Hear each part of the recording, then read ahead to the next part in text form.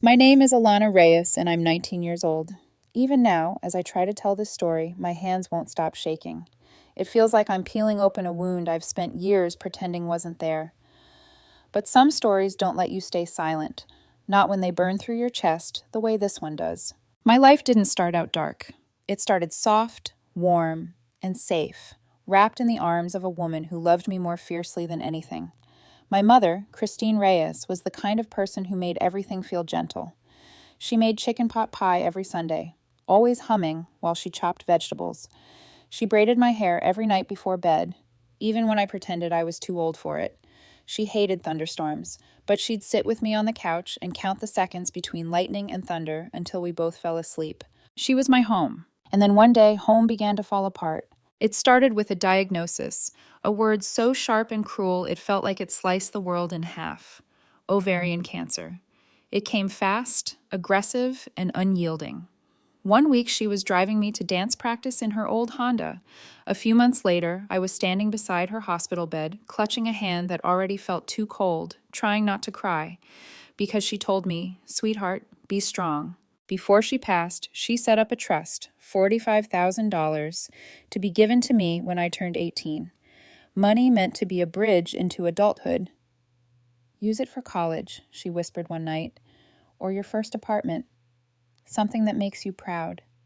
That money is for you, Alana." My dad, Miguel, stood beside her, nodding. He promised to protect it. I believed him. Back then, I still believed people kept their promises. For a while, it was just the two of us. Dad worked long hours at the construction company, but he still made it to my dance recitals, my school plays, the things that mattered. He was hurting too. I could see it, but he tried, and that effort meant everything. Then, when I was 11, he met Vanessa. Vanessa walked into our lives like she'd been rehearsing the role her whole life. Sweet smiles, soft voice, homemade cookies she always just happened to have. She told me she loved my curls, asked about my classes, praised my drawings. She played the perfect future stepmom. And for a moment, just a moment, I wanted to believe her. I wanted to believe she could help my dad smile again. They married a year later, and that's when the mask slipped. It started quietly. A comment here, a change there. She redecorated the house, tossing out things that belonged to my mother. "Time to move on," she told my dad. He didn't argue. Grief had softened him, made him desperate for peace. Then came her daughter, Brianna. She was my age, but everything about her felt larger, louder, more privileged. She arrived with designer bags, a perfect manicure, and a look that said our house was beneath her. Overnight, the world revolved around her. Her cheerleading schedule, her favorite meals, her new iPhone. Meanwhile, I wore thrift store jeans and asked permission just to use the washing machine. But I didn't complain. I thought it was temporary. I thought maybe I just needed to adjust. And then the ground beneath me cracked again. My father had a heart attack. I was 15. I still remember Vanessa's scream, high, sharp, echoing down the hallway. I ran out to see the paramedics rolling him away, his face pale and still, just like my mother. It felt like losing the son for the second time. After he died, Vanessa became my legal guardian, and the pretending stopped completely. She didn't call me by my name anymore. She called me that girl. She gave Brianna everything. She gave me nothing. The guest room became Brianna's walk-in closet. I was moved to the basement, a cold, damp space with cracked concrete floors and a thin mattress. No windows, barely any heat, just shadows and dust and silence. Brianna thought it was hilarious. She'd stomp on the floorboards above my head and shout, "Basement rats awake again!" I learned to turn my music up and swallow the humiliation. Dinner wasn't much different. Vanessa and Brianna sat at the dining table eating salmon or pot roast. I got whatever scraps were left, cold, dry, sometimes with a used napkin mixed in. The first time I complained, Vanessa said, "Be grateful you have anything to eat at all." I learned quickly that gratitude was the only acceptable language in that house. So I kept my head down. I endured. I counted the days until 18, until I could finally access my mother's gift and leave. Then my 18th birthday finally came, and Vanessa threw me a party. It was small, cheap decorations from the dollar store, but it shocked me. She even hugged me, awkward, stiff, like she was mimicking human behavior. I smiled through it because I knew, one more night, then I'd be gone. After the guests left, I waited until Brianna went upstairs to take makeup selfies. Then I walked into the kitchen. Vanessa was wiping down the counter, humming some fake, cheerful tune. I leaned beside her. So, about the trust? She didn't look at me, just kept wiping the same spot. Finally, she said, Honey, that money's gone. Gone. I blinked. What do you mean gone? She turned, smiling like she was delivering good news. You've lived here rent-free for years. Food, electricity, it all adds up. I use the money for household needs. My stomach twisted. Household needs? You mean Brianna's Mercedes? Her smile cracked. Watch your tone. That car is for the family. I laughed. Sharp, bitter, ugly. You won't even let me sit at the dinner table when guests come over. She stepped closer, voice lowering into her real tone, the one she hid from the world. You should be thanking me for raising you. You'd be nothing without me. I walked out of the house without my jacket, the cold night air slicing through me. I didn't stop walking until my lungs burned, until tears froze against my cheeks. I was 18, alone, broken, and the one thing my mother left me, the thing meant to protect me, was already gone. But the universe wasn't done with Vanessa, not even close. The morning after Vanessa told me the money was gone, I sat on the curb outside a closed cafe, hugging my knees to my chest as the sun tried and failed to warm the cold still stuck inside me. I must have looked wrecked, hair tangled, face blotchy, when I called my mother's old lawyer, Mr. Caldwell. He remembered me immediately. Alana, you were just a little girl the last time I saw you. What's wrong? Everything in me wanted to stay calm, but my voice cracked when I said, It's the trust, my mom's trust. There was a pause, one of those heavy ones where grown men know bad news is about to land. He didn't soften the truth. She withdrew the funds 8 months ago. My jaw dropped. 8 months? She wasn't supposed to have access. She filed it under guardian expenses, he said gently. Technically, legally, she could. Technically, legally. Words that made me want to scream. My mom worked overtime at the hospital to build that fund, I whispered. She skipped vacations. She skipped everything. Silence. Then his voice, low and apologetic. I'm sorry, Alana. Sorry didn't fix anything. I hung up and just sat there, shaking. But eventually, I stood. I had to. There was no inheritance, no safety net, no one coming to save me. So I saved myself. I found a job at a coffee shop downtown. Nothing glamorous, but it paid. I was the girl sweeping floors after the morning rush, making lattes for tourists, dumping out half-finished drinks with lipstick stains. I smelled like espresso and burnt milk most days, but it was money. Then I picked up another job. The local auto body shop needed someone to answer phones and organize paperwork. The owner, Pete, was a gruff, middle-aged guy with grease permanently embedded under his nails, but he treated me like a person, something I hadn't felt in a long time. Show up on time, don't touch the paint guns, and we'll get along fine, he grunted. That was probably the closest thing to kindness I'd heard in years. Between both jobs, I barely slept, but every paycheck made something inside me tighten with determination. I wasn't going back. Ever. Still, as weeks passed, I couldn't fully avoid Vanessa or Brianna. I still slept in their basement. I still passed them in the hallway, pretending we were strangers who hated each other on sight. And Brianna made sure I never forgot my place. One afternoon, I came home from the auto shop covered in coffee stains and car dust. Brianna was outside taking selfies next to her silver Mercedes, the one my mother's money had paid for. Hey, she called, flipping her hair. Maybe I'll let you wash it for me. You can use the basement hose. Fits your vibe. I walked past her without a word.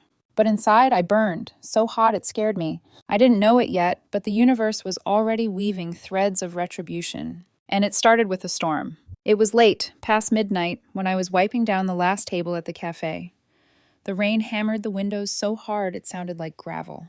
My phone buzzed with a message from Evan, the guy I'd been quietly talking to for months. Made it home? Storm's getting wild. He was sweet, patient, the kind of guy who waited to make sure you locked your car before driving away. We weren't official yet, but something in his voice always felt safe. I texted back, almost done. Before I could slide my phone away, he sent another message. Saw Brianna earlier. She almost sideswiped someone leaving the parking lot. Was on FaceTime or something. My stomach dropped. Brianna, rain, a car she didn't deserve. An arrogance that made her think rules didn't apply to her. I didn't know that he'd basically foreshadowed the disaster. When I got home, the lights were on. Vanessa's silhouette flashed past the living room window, pacing fast. Suddenly, she burst through the front door, mascara streaking her face. She crashed, Brianna. Her breath came in gasps. They're taking her to the hospital. Alana, I can't drive like this. Fear, the real kind. The kind that strips you to your bones. For a second, I saw her not as the woman who shoved me into a basement, but as a terrified mother whose world had just been smashed into concrete. I didn't hesitate. Get in the car. I drove her through the storm, windshield wipers fighting against sheets of rain. Vanessa cried the entire way, clutching her purse like it held her daughter's heartbeat inside it. My baby, she choked. She's all I have. I can't lose her. She didn't thank me. She didn't look at me. But I wasn't doing it for her. I was doing it because I knew the sound of losing everything, and I wouldn't wish that silence on anyone. At the hospital, the hours dragged.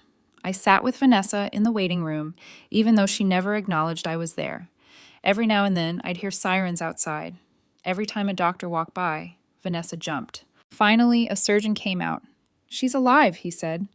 Vanessa collapsed onto a plastic chair, sobbing. But the details were brutal. And broken ribs, punctured lung, shattered wrist, ruined knee, no competitive cheerleading ever again. I didn't feel joy, just heaviness. And then the kicker, the first blow of karma. When Brianna finally woke up, I expected gratitude, or fear, or even relief. Instead, her first words were, "This wasn't my fault. The road was wet. The other driver came out of nowhere. They should have slowed down." No accountability, no remorse. But the police report didn't lie. Witnesses said she was speeding. She was FaceTiming her boyfriend, driving recklessly. The other driver's dash cam caught everything. And the other car? Inside were a woman and her college-age daughter, both badly injured, broken collarbone, concussion, reconstructive surgery, broken hip. Months of recovery ahead. A month later, Vanessa received a thick envelope with a law firm's name embossed in gold. The injured family was suing her because the Mercedes was in her name. She was legally responsible. Medical bills, damages, fees, pain and suffering. Her world, the one she'd built on lies, manipulation, and stolen money, began to crack. That night, when I got home from work, she was sitting at the dining table, the same table I was never allowed to sit at when guests came over. Her hands shook as she flipped through documents. Her face was pale, hollow. She looked up at me with eyes full of fear. "Alana," she whispered, we need to talk." I froze. She swallowed hard. "I need your help." For a long time, I didn't move. Vanessa sat at the dining table, her perfect posture collapsed, shoulders trembling, the overhead light carving sharp shadows across her face. She looked smaller than I'd ever seen her, not softer, just cracked. As if the universe had gripped her by the collar and shaken the illusions right off of her. Finally, I walked closer. "What do you want?" I asked, my voice flat, drained of the fear she once fed on. She pressed her hands together. "I know you've been working hard. 2 jobs, right? Maybe you could help with the bills. Just until the lawsuit settles." I let out a breath that sounded like a laugh, but wasn't. "You mean the bills my inheritance already paid for?" Her eyelids fluttered. She flinched like the words hit her skin. "Don't be petty, Alana." Her voice rose, bitter and defensive. "You can't hold grudges forever. We are still a family." "Family?" I repeated softly. Then I stepped closer, resting my palms on the table. She leaned back slightly as if I'd turned into someone dangerous. "You stole from me," I said. "You took the one thing my mother left behind for my future. You made me sleep in a basement like a punishment. You fed me scraps. You called me a burden. And now you want my help?" She stood so suddenly, her chair scraped against the floor. "Do you think raising 2 teenagers alone is easy?" she snapped. "Do you think your father left me anything? I had to make choices." "No," I said quietly. "You made excuses." Her face twisted. "I didn't raise my voice. I didn't cry. I didn't shrink." "You didn't raise me," I said calmly. "You tolerated me. Sometimes.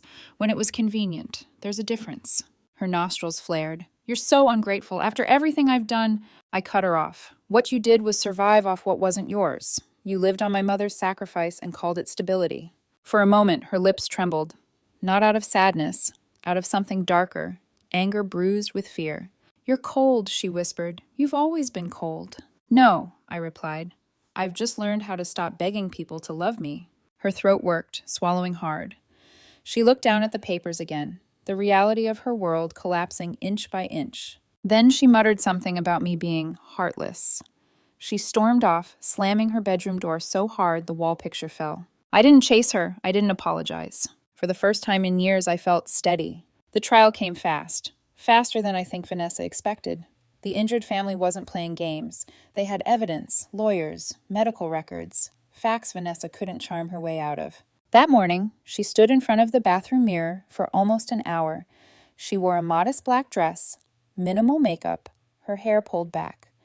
She looked like she was auditioning for the role of devoted widow forced into hardship. She didn't speak to me as we drove to the courthouse. She didn't even glance my way. She just stared out the window with the silent desperation of someone hoping the world would pity her. It didn't. Inside the courtroom, she transformed, voice trembling, eyes glassy, hands folded neatly in her lap, as she told the judge she'd done her best after my father died. She talked about how difficult life became, how she struggled to support 2 girls, how she used family funds to keep food on the table. For a moment, just one moment, I almost understood why people believed her. She was good, trained. She knew how to cry at the right moments, how to tilt her chin down just slightly so her tears shone under the lights. And then the opposing attorney stood, a woman in a burgundy suit, hair in a sharp bun, eyes colder than arithmetic. She approached the bench and set down a thick folder. Your Honor, these are financial documents, trust withdrawal records, bank statements, and receipts related to the purchase of a Mercedes-Benz registered under the defendant. Vanessa's face drained of color. The lawyer flipped open the folder with a crisp, unforgiving sound. According to these records, the defendant withdrew $45,000 from her stepdaughter's trust fund 8 months before the girl turned 18.